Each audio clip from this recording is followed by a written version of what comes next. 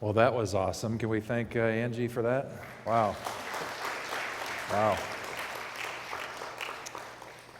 Hey, before I jump into the teaching, I have a person I want to celebrate today. How many of you have heard of the internets? Yes, it's a thing. How many of you have heard of social media? Yes, you have. How many of you are on Facebook, Instagram? All right, other things, TikTok, whatever the case may be. But we have a person here in Crosswalk, and I think she stepped out probably because her little one may need some attention.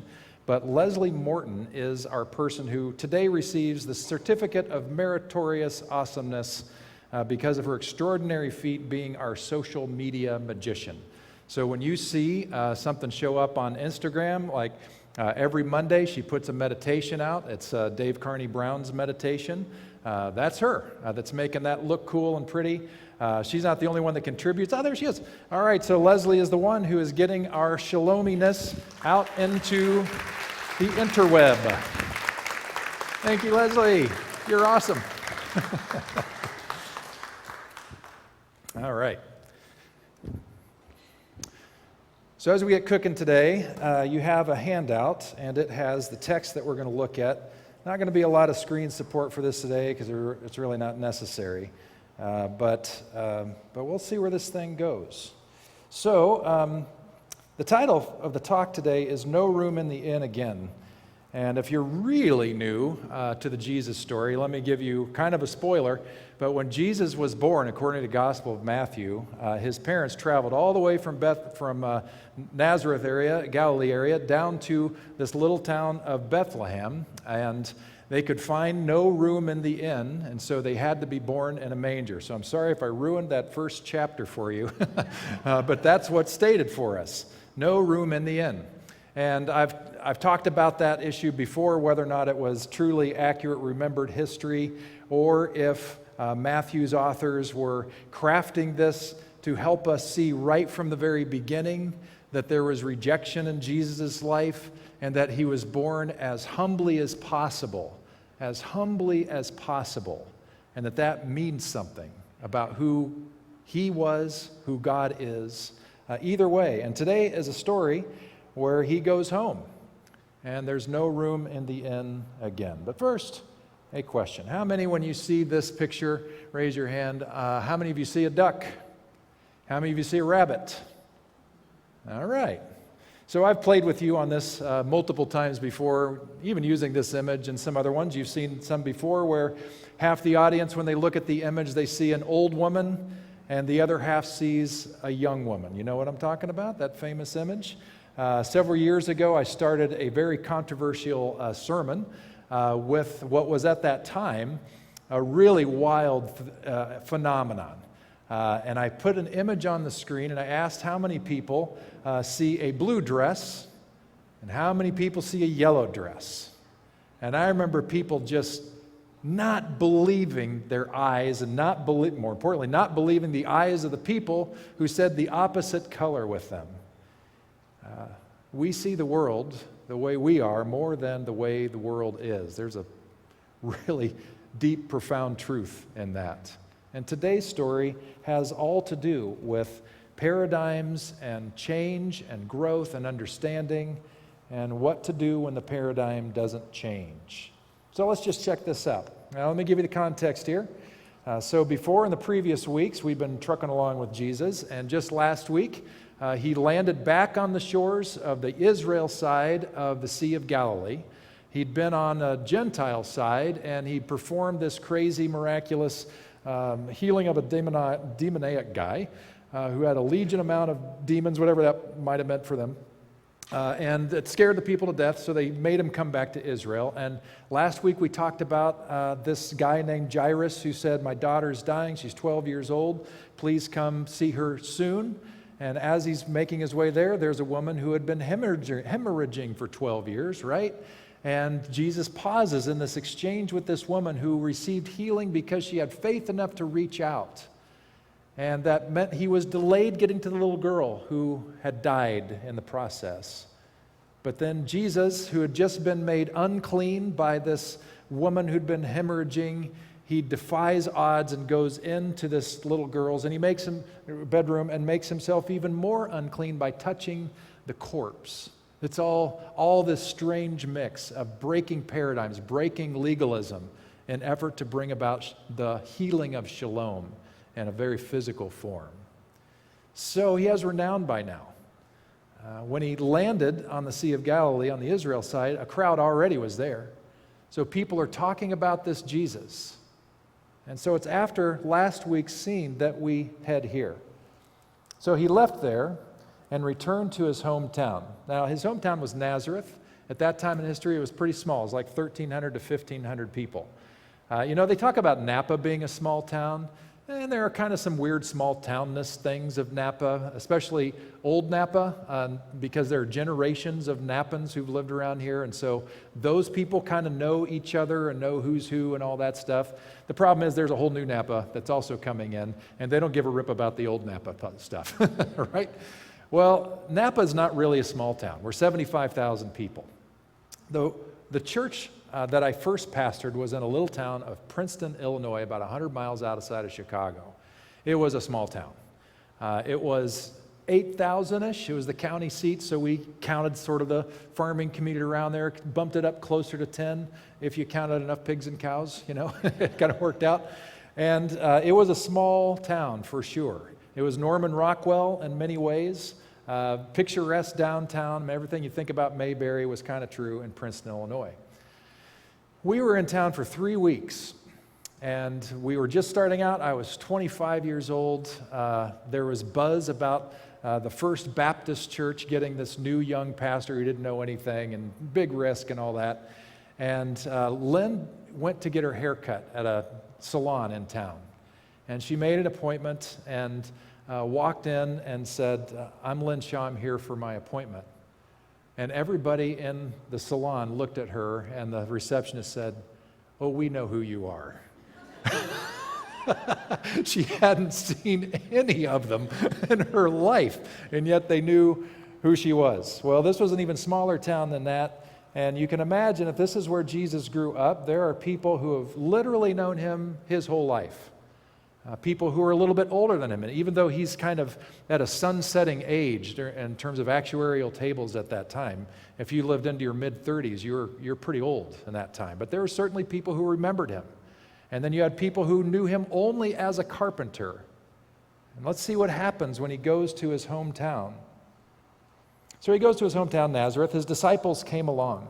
And on the Sabbath, he gave a lecture in the meeting place, their synagogue. He stole the show, impressing everyone.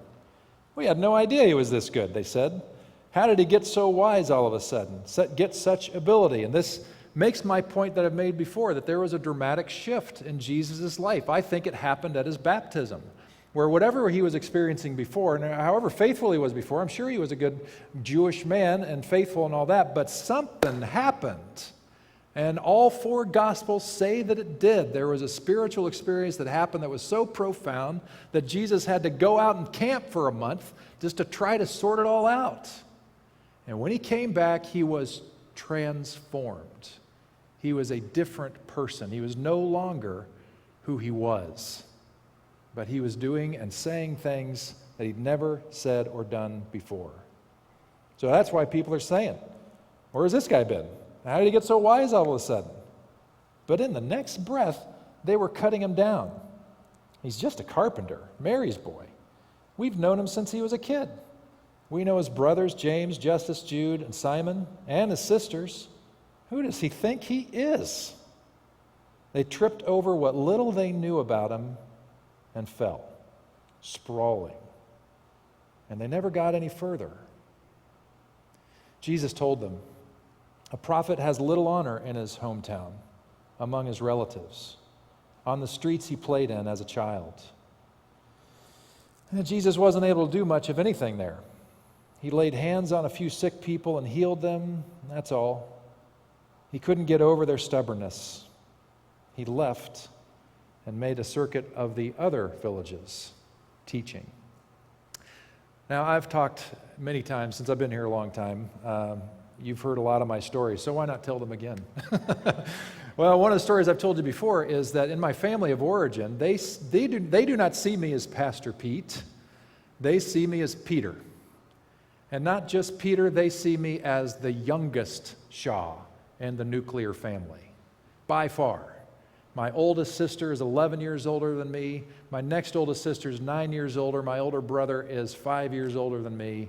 I was definitely the youngest in every sense of the word growing up. And I fit a lot of the characteristics of the youngest child. Nobody really paid attention to me, kind of raised myself a little bit, in a loving environment and all that, a little bit of a clown to try to get some attention, and I'm still kind of that as far as that goes. But the crazy phenomenon is that as I went on through college and even seminary to get my Master of Divinity, had my first church, growing and changing and transforming, went back for my doctoral work and completed that. Even now when I go home, I'm still Peter, the youngest child. Not entirely. I mean, they recognize that I'm no longer 6 years old, and I'm grateful for that. But there's just a dynamic in the air, and it's nothing that they can really say. It's nothing that they're really doing intentionally. They're certainly not aware of the dynamic, I don't think. And frankly, I'm a part of it. I'm a willing, unconscious participant in it to some degree. It's difficult for me to shake. I don't even know what's happening when I'm there, but I understand this whole hometown phenomenon. I understand what Jesus went through. And so I resonate a lot with what Jesus experienced that day about not really being listened to for who he was, but for who he was in the past. I wonder what resonates with you as you're hearing this story. I wonder who you are in this story. Are you one of those townspeople who's just super excited that this celebrity Jesus is coming to your little dinky town? I mean, this is a big deal. And so you just can't wait to see what kind of magic show is going to unfold. It's going to be pretty sweet. Are you one of the disciples who's seen all this happen? And you're a full-on believer, and you're like, wow, wait till we tell you about that storm on the sea we had a week or so ago. That was something. You won't believe how that turned out. Or the leper, or the woman hemorrhaging, or the little girl, or that crazy dude in the cemetery in the Gentile region. They were full of faith. Maybe that's you. Maybe you are like Jesus. You're the Jesus person in this one, and you know what it's like to be pigeonholed, to be said, this is who you are, this is who you were, and this is who you forever will be. I've certainly seen that happen in our country and in our church. I've seen people recognize individuals as many years ago as kind of caricaturize them and said, well, that's who that person is. They're always going to be that way.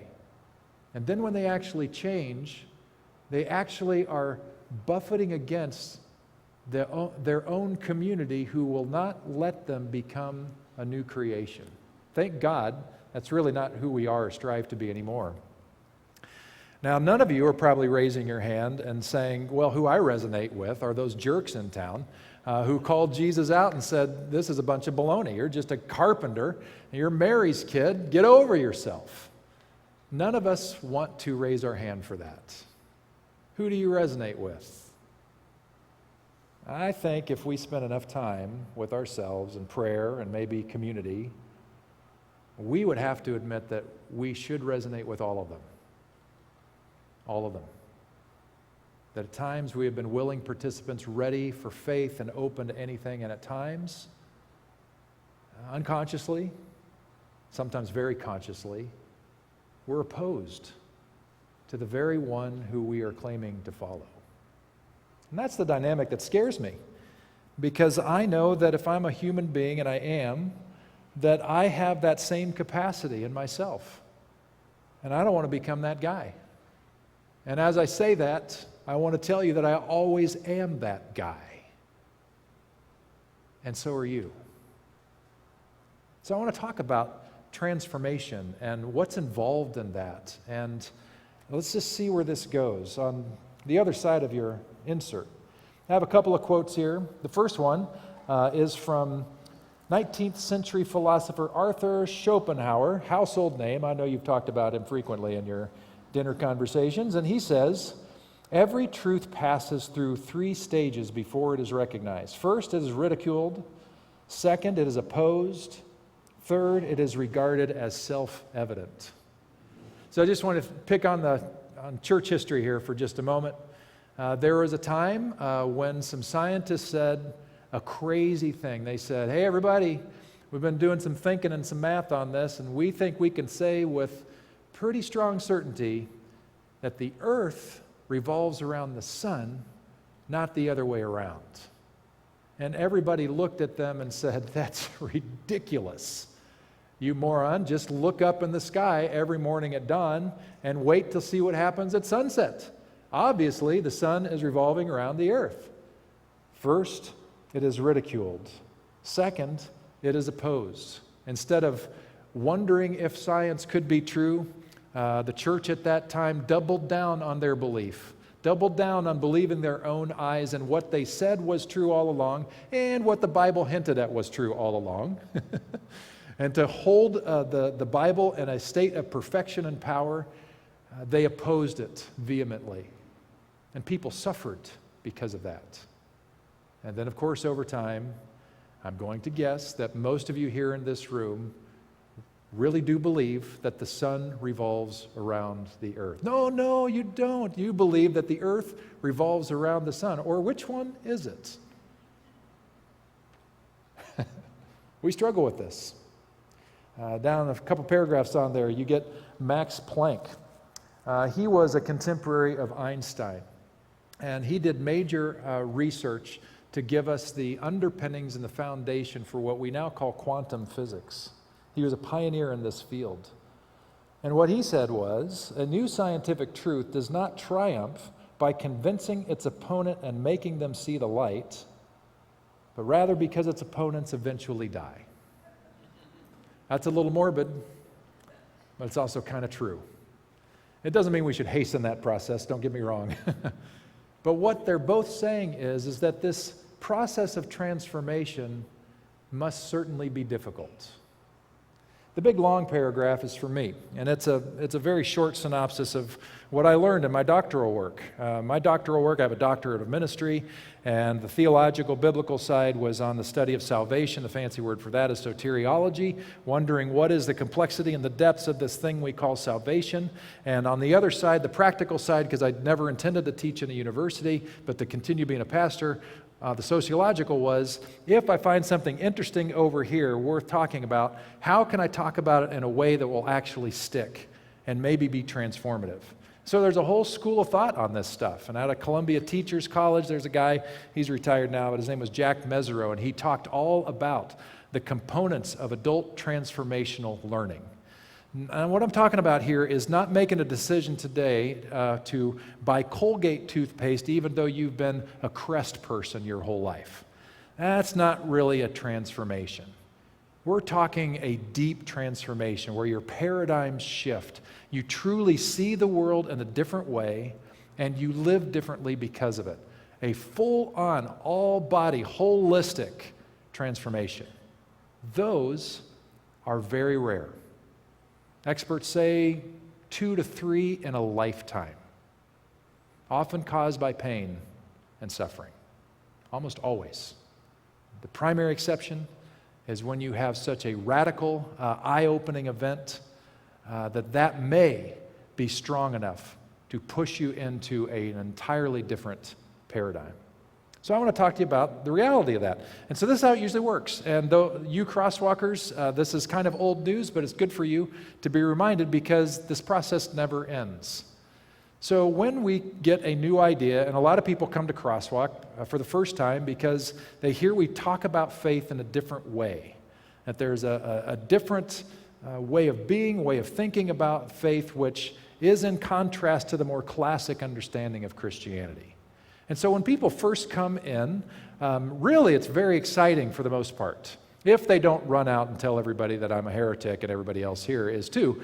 If they come in with an open mind, generally it's kind of an invigorating thing. They're hearing new concepts, new ideas. We give some power to the voice of doubt. and sort of say it's okay to have questions, it's okay to wonder about things, it's okay to ask anything, because God is probably big enough to handle your deepest questions, even though you may have been told, never ask that question or never touch that third rail. We're saying it's okay to do that. In fact, it's important to do it. So people come in and they're generally very excited. And what we do with our mental schema, our paradigm, is we bring in this new idea, which is really quite foreign and different, and we put it into our existing paradigm. And we do our best to let this paradigm live in this space. And it kind of works for a while. We see this historically. When the first cars came out, they didn't call them automobiles, they called them horseless carriages, because that's the only thing their paradigm would allow. It's kind of a rough example, but it makes the point.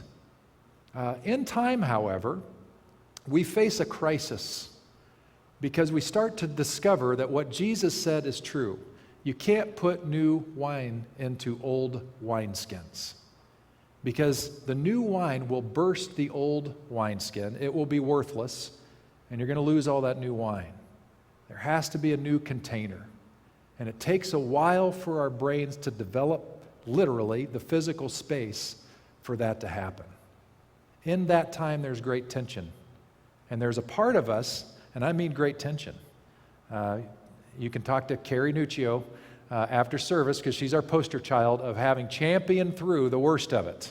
She'll tell you stories of crawling into a fetal position Sundays after church because of something I said. And that's a fair thing. This theological stuff we go through is hard. I know what it's like. It was hard for me. In that time, the most common thing that people do is walk away. It's just too much. And strangely, even if they had a powerful experience, even a miraculous experience, they will walk away from whatever that experience was that was too much to contain. And get this, over time, they will say that that thing never happened. It's crazy. It's crazy what our minds can do. They'll deny it, deny the power, deny the insight, and hold on to what is familiar. Now, the people who go through this and champion this and move forward into this new beginning, this new way of thinking, these new paradigms which require time, it really does, and I've used this expression before. This is like walking across the Golden Gate Bridge in a dense fog, where you know there's a bridge there, but for a while, you have no idea if there's any more bridge in front of you or if there's anything still behind you. You are in a fog for a while. That's how it is experiencing. That's why it's so hard. Most people don't get through it. But except for about 1% of people or less, the people who do push through and develop a new schema to really hold a new paradigm, a new idea, so that it's transformative in their life, it actually does something for them. There's one component more than others that makes a difference. And that component is community. A group of people around them. It doesn't have to be a big community, but a group of people around them that's saying, we're seeing what you're seeing. We're living this thing out with you. Some people in that community may be a few seasons ahead, and they can say, I remember those fetal position days. It was hell. But hold on, because we found this stuff to be true and life-giving. Just hold on. And other people are there to be in the fetal position with us because they're right there with us, and other people are a few steps ahead. Community is what helps us remember the truths of what we're experiencing and learning, and help us march forward as we develop capacity to walk. It takes time. It is a process. This is very helpful for us to understand then what's going on in that village of Nazareth. Jesus is with people who they've only known one paradigm of Jesus. They've heard stuff about what's going on. They haven't seen it with their own eyes. Could be hearsay, could be fake news, who knows? So here he comes, and they're kind of impressed with what he says, but is he putting on a show? What's really happening here? So very naturally, probably a lot of people in that town are not going to believe what they're seeing. That is so helpful for us in our time in history. We may have never been, we've probably been close to this polarized as a country as we have ever been. And can you see why now? If you are in community with people who see the same thing, hear the same thing, talk the same thing, and you hear a new idea out here, regardless of its factuality, you're not going to want to hear it. And you won't. It won't stick because everything in your system is saying, it's true, it's true, it's true, that's false, that's false, that's false. And both sides have it going on. To change is hard. But knowing the process of change is a help. Is any of this resonating, by the way, for you? Any of you grow up in a situation or as part of your life experience being pigeonholed in a particular way and you can't be more than what you were? Have anybody experienced that? I imagine all of us to some degree can relate to this, the pain of change and not being allowed to spread your wings because of the systems that held you in place, and they are systems. They're systems that work to a certain degree, but they're also systems that limit to a degree, and you've run up against those things. The bummer is, sometimes we may be guilty of being the Nazareth townsfolk who pick up the pitchforks. We're both sides. So while we can cry out about the way we've been mistreated, I wonder if we're honest with ourselves, has there ever been a time when we have really pushed somebody to become, to change, to transform what was not yet possible? Hurry up and change already. We can't wait another day. Transform already. Have we ever been that to somebody else as much as somebody else has been that to us? There's a little poem that I want to read to you. This is from this guy, Rich Orloff, which I finally figured out how I got on his mailing list. He sent out an email to ministers everywhere and asked to check out his stuff, and I liked it and subscribed to it. This guy's something else. Check it out. So this is a poem called A Request from a Former Caterpillar. He said, recently I imagined I was in a cocoon about to transform with my family yelling at me. When are you going to come out of that cocoon already? Stop acting like a baby and metamorphosize. Well, I don't know much about metamorphosis, but my gut tells me that no butterfly would feel safe emerging from a cocoon if you yelled at it to come out. So if you see my cocoon cracking a bit, my antennas peering out of the crack, my thin, fragile body starting to emerge, my wings still crumpled and wet, do me a favor and shut up. I'll still be getting used to the newness of it all. My whole training has been as a caterpillar, and as much as I look forward to flying, I doubt I'll ever be able to do so in a straight line. And if you want me to land on you, be patient. Don't make sudden moves. Recognize the sacredness of the moment. And if you wish, you may weep with joy. What an incredible poem. When I read that, I was like, that's a great weapon, baby. I'm going to use that the next time somebody is pushing me around. I'm going to say, read this. But then I realized there's probably somebody out there that's handing it to me saying, read this. So here's my recommendation to you. You who are in transformation, because you are all in process. You don't have a choice. Even if you say you have a choice, you can't, because time tends to click. And if you decide to stick your heels in and say, I'm not going to change ever, well, your body doesn't think so. And eventually your body's going to win that argument. And so we're better off getting used to this process, this tension of when do we let go? When do we reach out and hold on? I love the image that Angie gave us between the rudder and the rope. That is life, man. That is life. That's how it works. And the sooner we get our hands on that, the better. So maybe if I email this out to you this week, you could put this poem on your mirror in your bathroom where you get ready, or in front of your cereal bowl, or whatever, or in the bathroom for those weird folks that do that. And anyway, you can read this when you have a moment and remind yourself that there are caterpillars trying to become butterflies. And there's a way to deal with that. There's a way to understand that. There's a way to let ourselves off the hook a little bit and stop putting so much pressure that we should be there by now, because I can tell you that is not how it works. The things that evolved in me, which eventually became an evolvement of us, took time. There were literal synapses that had to be created in my head before I could connect the literal dots to be able to see something in a new way. That's true for everybody. Time is required. There are ideas that will work well for ministry and life that we can't even see yet because we can't.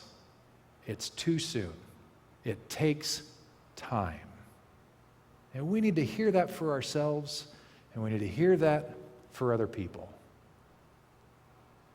And I hope you will. However, there's one little detail that we also need to talk about today, which may sound like I'm reversing entirely everything that I've just said.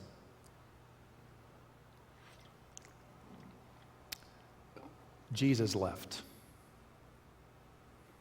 Eventually, he left. He looked at the situation and said, this situation is not going to change. Shalom's not going to happen here to the degree that it needs to. I need to go where I can develop shalom well. And I'm sure there were conversations. I'm sure Jesus tried to chronicle what happened to him. I'm sure the disciples were there cheering him on and saying, we validate everything this guy's saying, and it just wasn't going to happen. There was not going to be any change. And Jesus decided to cut bait. Can you just imagine how painful that must have been? His hometown, the people he loved, the family he loved, walking away? How hard must that have been? That had to be excruciating. There are times when that transformation is not going to happen. And we got to decide it's time for a change. I want to say a blanket statement here, and I understand, and I'll say it again, that these things are processed and complex and complicated, but I want to tell you this much, that if you are in an abusive relationship right now, of any form or shape, leave. I'll help you find a safe place. Leave. It doesn't mean you won't do your process work and get some therapy to figure out if there's anything to rescue there, if there's anything salvageable, but you need to be in a safe space because you will not be able to process things well until you are. Leave. That abuse can happen in all kinds of ways. It can be physical abuse, obviously, that you've been trying to protect. It can be emotional abuse. It can be sexual abuse. Whatever that flavor is, you need to be in safety. There are other crosswalkers who know what you are going through. You will have a company of supporters, and you will have me in your corner. You need to be in a safe place. That is a clear time to leave. There are other painful times, and we've seen this happen many times over my 25 years here at Crosswalk. Addiction is this awful villain that can grab hold of somebody and even kill them. And it is a disease that is incredibly hard to beat.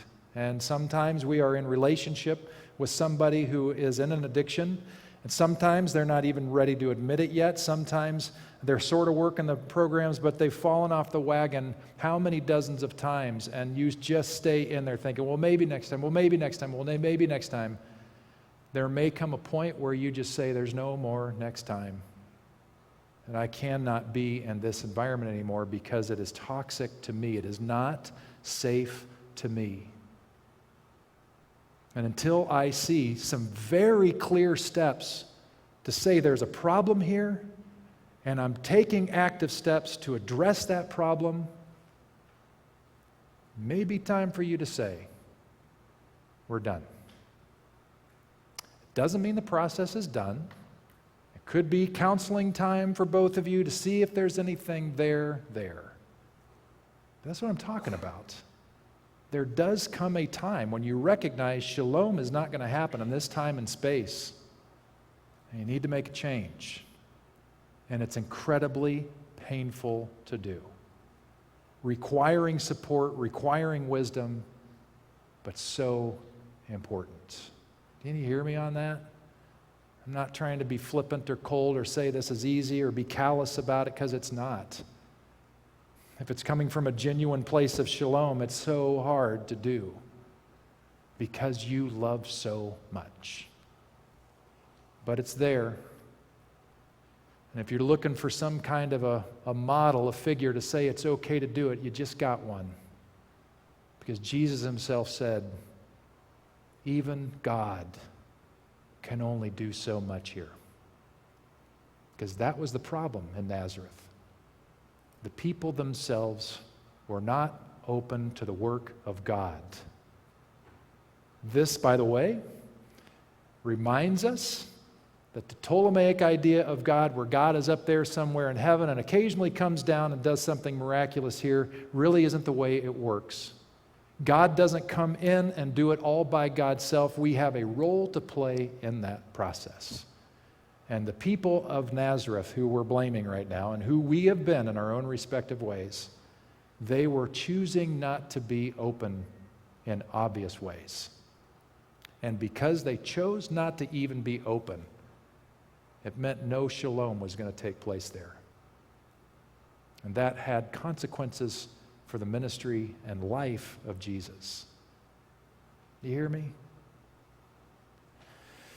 Sorry to end on such a heavy downer, but that's part of the story, and it's an important one.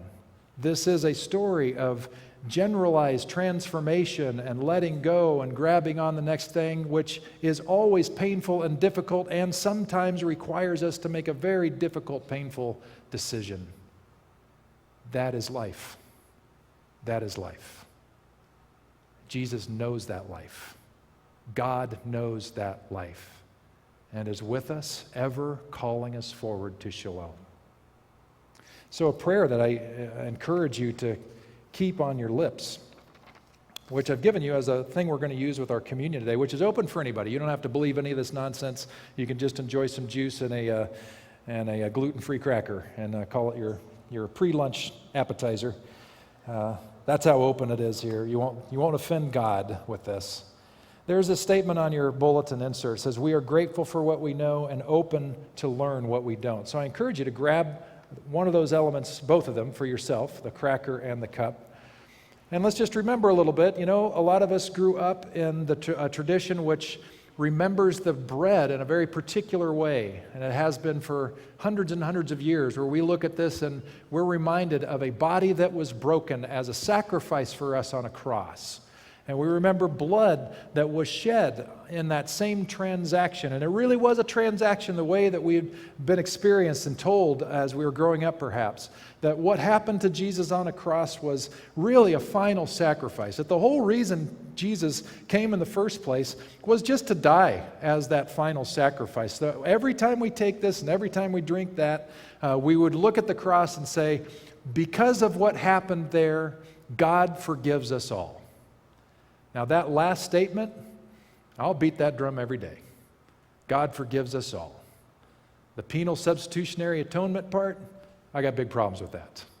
But the fact that God's love is the final say in all of this, I can get on board with that.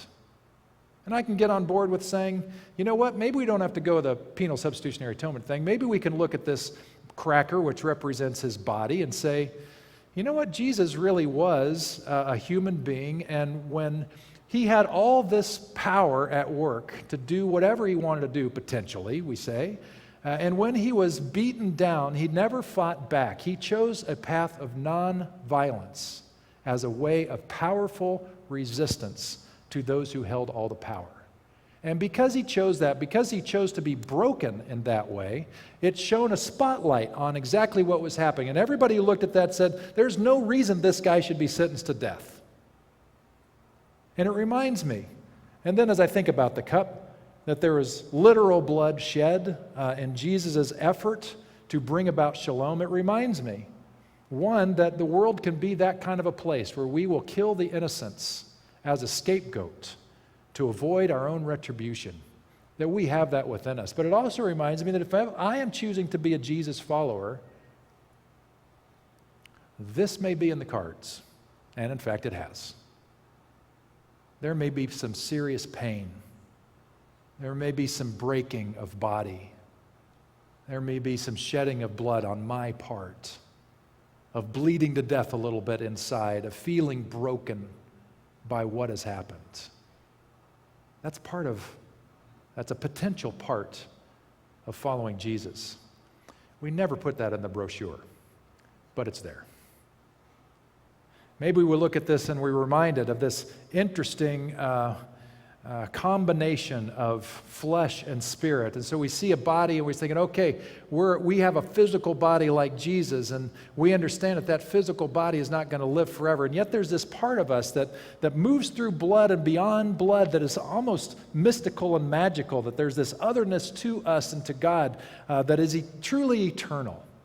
And so we hold these two things together and we resonate with Jesus and we say, we know our body's going to die someday. That's going to happen for sure. But there's a time when we're going to toast this cup in heaven as a celebratory Eucharist cup. We know what we know. We're grateful for all of that. And yet I also know there's so much more to learn about the depths of what these things represent. And so I invite you, if you're able, to take that cracker. And before you eat it, say after me, we are grateful for what we know and open to learn what we don't. Take and eat.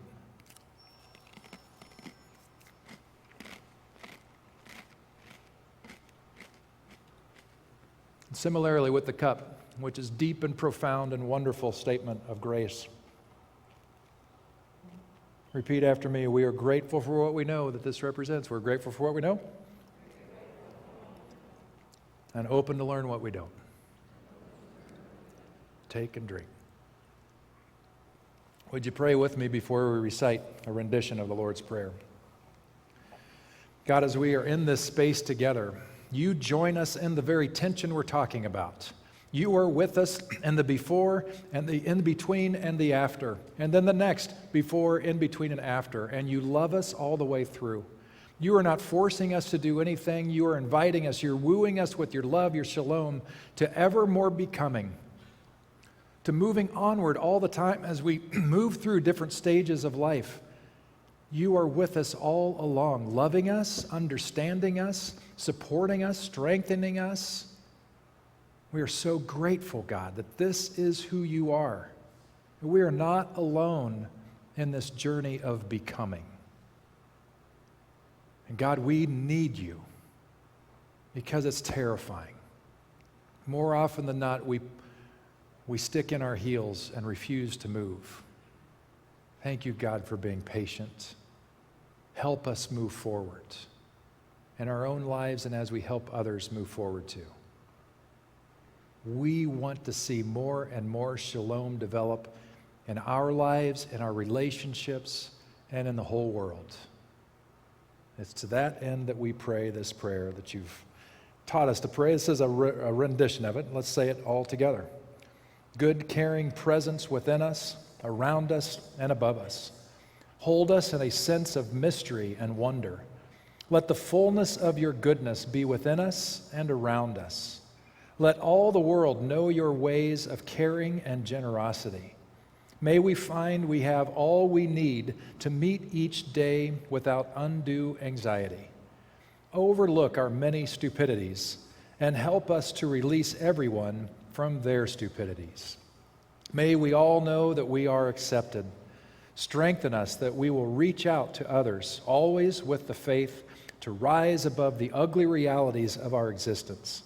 We celebrate the gifts you have given us, the rich kingdom of life's possibilities, the power to do good and triumphs of good, and the moments when we have seen the glory and wonder of everything.